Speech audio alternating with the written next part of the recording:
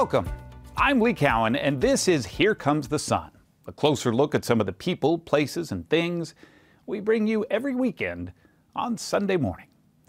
Apple CEO Tim Cook had pretty big shoes to fill when legendary founder Steve Jobs passed him the baton back in 2011.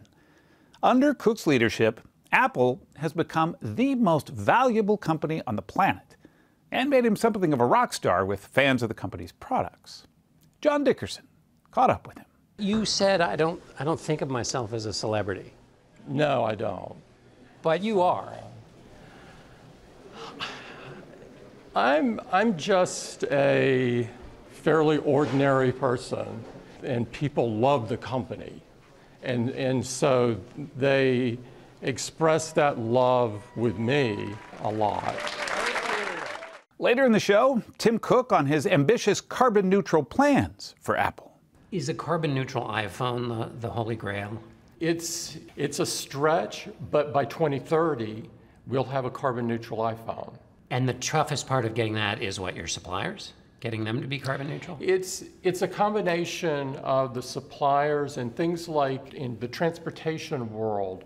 We've taken our transportation carbon emissions down significantly by converting from air to sea, while at the same time we're shrinking our packaging, doing away with plastics. Then we say hi to an unlikely ingredient increasingly found in kitchens all across America. Luke Burbank explores how chefs are now incorporating cannabis into their recipes. Chef Miguel Trinidad is known for his time on the Vice show Bong Appetit. These days he hosts semi-clandestine, semi-legal pop-up dinners through his company 99th Floor. Dinners in which everything is infused. That's all coming up right here on Here Comes the Sun. Tim Cook has been at the helm of Apple now for more than a decade. He accepted the CEO role as Steve Jobs' health was failing. Since then, he has certainly made the company his own. He's outspoken on social issues, confident about the company's foray into virtual reality, and now determined to make the iPhone carbon neutral. Our John Dickerson had a rare, wide-ranging conversation with the intensely private man who considers himself to be just an ordinary person. This 4-mile-long stretch of solar panels, nearly 1 million of them, will look to some like a bold step towards a clean energy future, and to others it will look like marketing disguised as social conscience, what cynics would call virtue signaling. I don't do virtue signaling at all. I don't believe in it. We want to do the hard work. What Apple CEO Tim Cook means by hard work is making sure environmental choices make business sense. I want to see that it pencils out because I want other people to copy it, and I know they're not going to copy a decision that's not a good economic decision. In Brown County, Texas, flat, dry, near the geographical center of the state, Apple has invested in a joint venture to power 100,000 homes with clean energy. Where do you have these different investments towards your clean energy goals? We have them from Oregon to California. We have them in China. We have solar on rooftops in Singapore. Cook wants to match every bit of carbon released by Apple products with clean energy and carbon capture, what's called carbon neutral, from mining to manufacturing, shipping, even recycling. He has pledged to get there in just 7 years and hopes Apple's lead will inspire others to follow. It can be done, and it can be done in a way that others can replicate, which is very important for us. We want to be the ripple in the pond. We want people to look at this and say, I can do that too, or I can do half of that. We want people to look at this and rip it off. Apple announced its first totally carbon neutral product, its new Apple Watch. Apple sold about 50 million watches last year, compared to more than 200 million iPhones. A carbon-neutral iPhone is the company's holy grail. And according to Christina Raspy, who manages Apple projects like this one, getting to carbon neutral includes Apple's customers as well.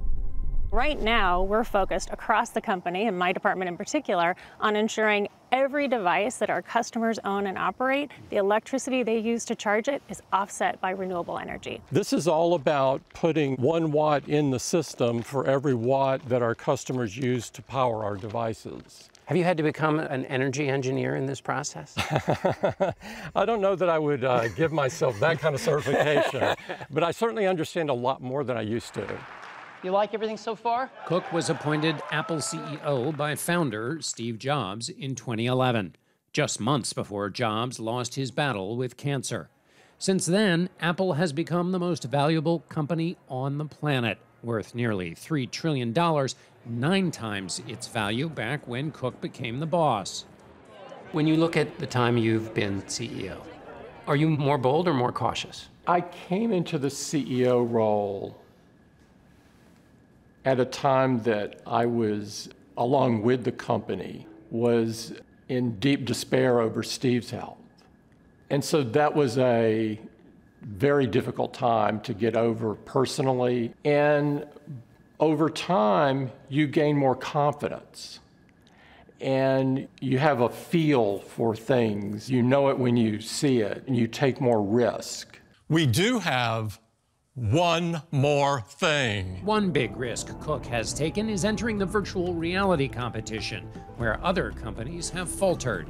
The Apple Vision Pro, there have been some reports that the suppliers are having trouble keeping up with the ambition of the project. Is it still on track for its release early 2024? It is on track. I'm using it on a regular basis. How do you use it? I watched the entire 3rd season of Ted Lasso on the Vision Pro. And of course, there's some things that I have access to that other people don't have access to. And so what would those things be, that Tim? I can talk to you about. They come and act it out in front of you, right? Ted Lasso and his group. Has it been more complicated? Are the puzzles that you faced with creating it the same kinds you would face with an iPhone? No, it's more complex. And so it requires innovation in not only the development, but also in the manufacturing. But is it on track? It's on track. It is. It is on track.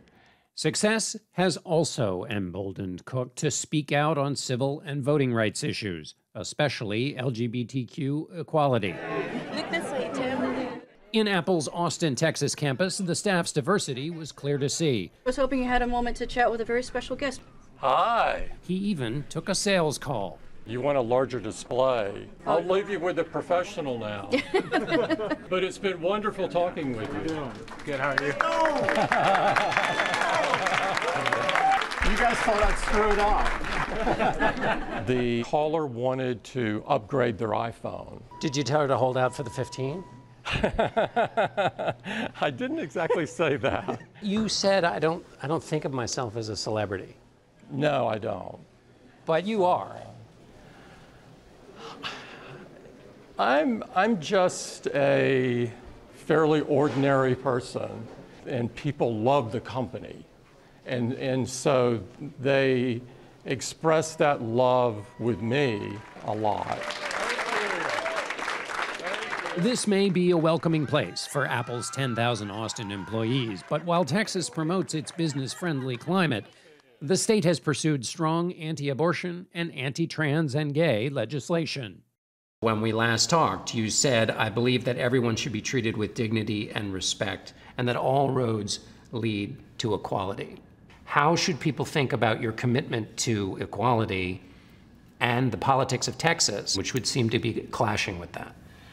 There will always be cases, John, where we're either selling or operating in a place where we have a difference of opinion on something. But I'm telling you from our heart, we believe in treating everyone with dignity and respect. And that's how we show up as a company. We believe in being a part of the community and trying to advocate for change rather than pulling the mode up and going away. We at the ADL are all grateful for your leadership. That worldview won Cook the Anti-Defamation League's Courage Against Hate Award in 2018. Today, the ADL has accused tech mogul Elon Musk of promoting anti-Semitism on his platform X, formerly known as Twitter, a charge Musk denies. Should Apple continue to advertise on Twitter? It's something that we ask ourselves. Generally, my view is Twitter's an important property. I like the concept that it's there for discourse and there is a town square. There's also some things about it I don't like. There's discourse, and then there's anti-Semitism. And Yeah, that which bright line is... It's abhorrent, just point blank. There is no place for it. So is this something you're constantly evaluating, or...? It's something we constantly ask ourselves. When we last talked to Cook, it was by remote, in the thick of the pandemic. Like every big company in America, Apple is at a crossroads with how to return to the office. How have you approached the coming back to work part of the post-pandemic age? Yeah, what we did was we admitted we don't know what the best approach is. And so what we decided to do was run a pilot where people would come into the office 3 days a week. We deal with user experience, and this requires collaboration. And so we knew it had to have a fair amount of in-person work. And we're still in a pilot today. During the pandemic, a lot of people had uncertainty about what gives them meaning in life. Mm-hmm. And they reevaluated their work choices. And that's part of what this come back to work is about. It's balancing what gives you meaning, and work may not do that. What gives you meaning in the work you do? Our work is meant to improve other people's lives. What really turns us on and gets us excited is seeing what people do with our products, where people are doing things and we're empowering them to do it through our products. And as long as, we get that energy, it's a virtuous cycle. We want to do more, we want to release the next product and the next product. It's a renewable energy resource. Yeah, there you go. Up next, an exclusive excerpt from our chat with Tim Cook, something you can only see right here on CBS News Streaming. Stay with us. The scale of what we do is very large. And so it's the totality of it and working through all of the countries around the world. As promised, here's more from John Dickerson and Tim Cook.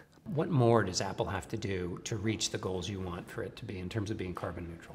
Well, this is our first product that's carbon neutral. I'm wearing it right now. I'm so excited about it. We've got more products to go. And so by 2030, what our objective is to have everything that Apple ships to be carbon neutral. Let me define what that means for a minute. That means not only our offices are carbon neutral, which are today, but it also means the supply chain is in total. And importantly, the energy required to recharge your devices in your homes and on people's offices, that is also offset by the renewable energy that you saw today with the solar farm. What's the hardest nut to crack in that ambitious goal? The scale of what we do is very large.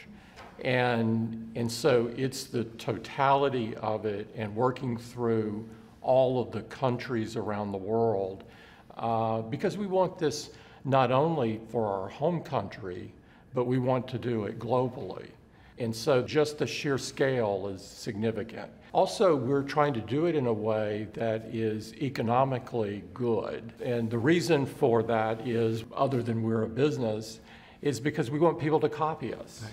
We want people to look at it and say, I see myself in that. We want to be the ripple in the pond. And so we may take a little longer to get to a solution that someone else can copy. And of course, we're working with many suppliers around the world that we need to convert their operations to renewable energy. Is a carbon neutral iPhone the holy grail? It's a stretch, but by 2030, we'll have a carbon neutral iPhone. And the toughest part of getting that is what, your suppliers? Getting them to be carbon neutral? It's a combination of the suppliers and things like in the transportation world, we've taken our transportation carbon emissions down significantly by converting from air to sea, while at the same time we're shrinking our packaging, doing away with plastics, and being able to put more products on a pallet. So you're able to ship a lot more in the same kind of space as before. But the airline piece of that is difficult. Sustainable aviation fuel still needs more discovery, right, more work to make it economically viable. And there are networks that people talk about from time to time as being possibly purchased by companies. Is Apple in the market? No, we're not actively looking at someone right now. Are they knocking on your door? Nobody's knocked in the recent period, but you know, we're always scanning the market and thinking, but we like to do things organically for the most part.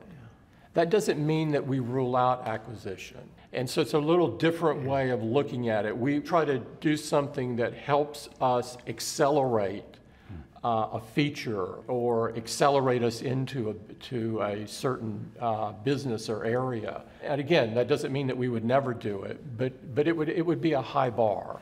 Given the amount of cash that Apple has and the skill and proven success over time, how much is restraint a part of what you and your team does? In other words, staying in your lane. Mm-hmm.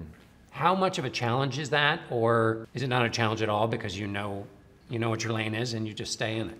Well, we believe in focus. And so we think that we can only do a few things well, and we really believe this. And so we will debate and argue and discuss and go back and forth on entering a new area to make sure that it's something that we can do at a quality level, at a deep level, and really contribute. How soon do you think we'll be doing this interview with those headsets on? Maybe early next year. Up next, now we're cooking with grass.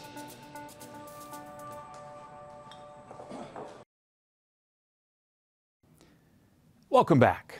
Cooking with cannabis was once relegated to the clandestine pot brownie, but today's chefs are featuring marijuana in the main course, tasting menus, and even desserts. Luke Burbank has more. Welcome to High Cuisine, the world's largest cooking competition show. If you've turned on the TV lately, or maybe found yourself in a certain high-end kitchen somewhere in America, you might have noticed a new green on the menu, one you might even be able to smell before you taste it. There is a revolution taking the cooking world by storm because of this star ingredient. Pot, weed, chronic. Now that cannabis is legal in some form or another in more than half of the states, some of its top chefs are finding ways to integrate it into their recipes. Suffice it to say, the pot brownie has come a long way. There is such a huge bridge from the brownie to where we are today. We're cooking racks of lamb, we're making intricate desserts, we're doing 10-course tasting menus that are strain specific. Now there's different levels of extractions and distillates that you can use in order to achieve the effect without the flavor or with the flavor. Chef Miguel Trinidad is known for his time on the Vice show Bon Appetit. These days he hosts semi-clandestine, semi-legal pop-up dinners through his company 99th Floor. Dinners in which everything is infused. Where actually is the cannabis?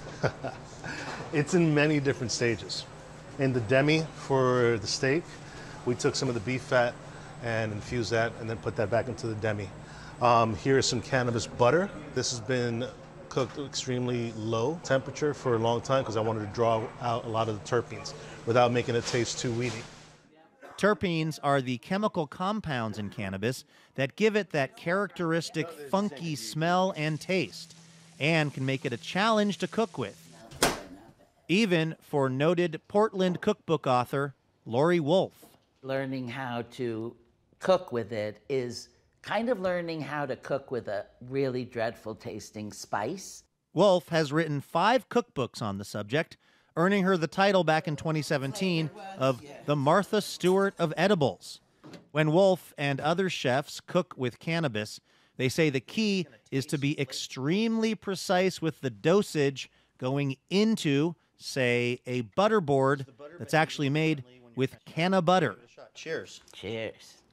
And Wolf says the key when eating infused food is to be very patient in waiting for the effects to set in, lest you go on a trip you didn't mean to buy a ticket for. Because it can even take 3 hours on occasion, depending on when you've eaten, what your metabolism is like. For me, it's about the delicious meal, and the cannabis is like extra. Back in Brooklyn, Tiffany Spann is attending her second 99th floor cannabis dinner in 2 weeks, which she'd found out about on Instagram, naturally. Can you feel the vibe shift as the night goes on and people are starting to enjoy themselves? People talk to each other. Like everyone started loosening up because I could see the whole table. So yeah, people do start to get louder and happier. Yeah. As the night wore on, Chef Trinidad's dinner moved into full swing. A parade of sumptuous plates were served. The music of Wu-Tang Clan bumped through the speakers. It truly was a meal for both the body and the soul.